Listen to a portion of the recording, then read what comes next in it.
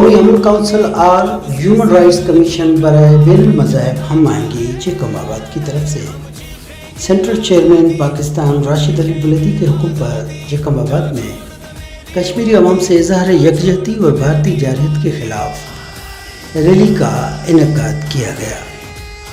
Rally theme hotel tower road سے D C چوک تک نکالی گئی۔ ڈویژنل صدر لاڑکانہ عبدالنبی لاشاری، ضلع صدر عبدالمالک تھیم، دانش علی، شوبان علی پٹافی، منیر ریحان ڈومکی، حمید اللہ بروئی، نثار علی لہڑی، عبدالغفور جتوئی کی قیادت میں یہ ریلی نکالی گئی۔ میں آپ میڈیا والوں کا شکر گزار ہوں اور آج یہ ہمارا ریلی نکالنے کا مقصد یہی ہے کہ 70 سال سے جو کشمیر میں انڈیا پابند بنا ہوا ہے اور ایسے کشمیریوں پہ یہ جو مظالم ہو رہے ہیں، ہم مودی سرکار کو بتا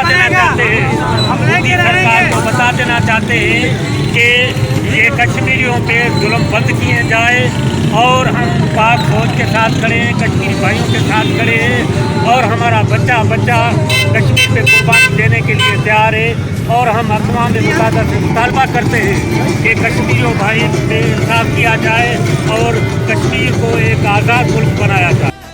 ریلی کے شرکاء نے ہاتھوں میں بینر اور پلے کارڈ اٹھا رکھے تھے۔ کشمیر بنے گا پاکستان، پاک آرمی زندہ باد کے فلک شگاف نعروں سے فضا گونجنے لگی۔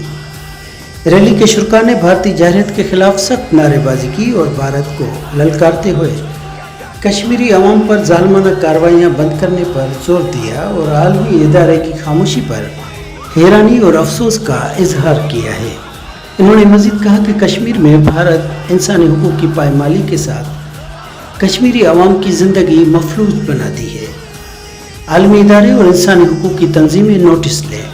شرکاء نے ریلی کو خطاب کرتے ہوئے مزید کہا کہ کشمیری بھائیوں سے ملک کے 22 کروڑ عوام یکجہتی کا اظہار کرتے ہیں اور پاک فوج کے شانہ بشانہ ساتھ کھڑے رہیں گے۔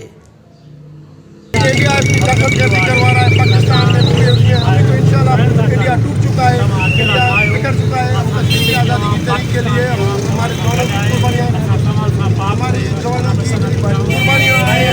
انشاءاللہ تعالیٰ پاک فوج کے ساتھ کھڑے ہیں۔ ہمارے جوانوں کی قربانیاں ہیں۔ ہم انڈیا، اسرائیل، امریکہ سے لعنت بھیجتے ہیں جنہوں کا جو انڈیا پہ ظلم کروا رہا ہے۔ انشاءاللہ کشمیر ضرور آزاد ہوئے گا۔ کشمیر کی آزادی کی تحریک آخری مرحلے میں داخل ہو چکی ہے۔ میں انہوں کو سلام کرتا ہوں، انہوں نے بڑی جدوجہد کی، بڑی تحریکیں چلائی، بڑی لاشیں اٹھائی ہیں۔ ابھی مودی کا جو مکالمہ ہو گیا ہے، انڈیا ٹوٹ چکا ہے، الحمدللہ انڈیا ٹوٹ چکا ہے۔ عنقریب انڈیا اور کشمیر آزاد ہو گیا ہے۔ پاکستان زندہ باد، پاک فوج زندہ باد، پاک فوج زندہ باد۔ یہ ریلی نکلی ہے کشمیر کے بارے میں۔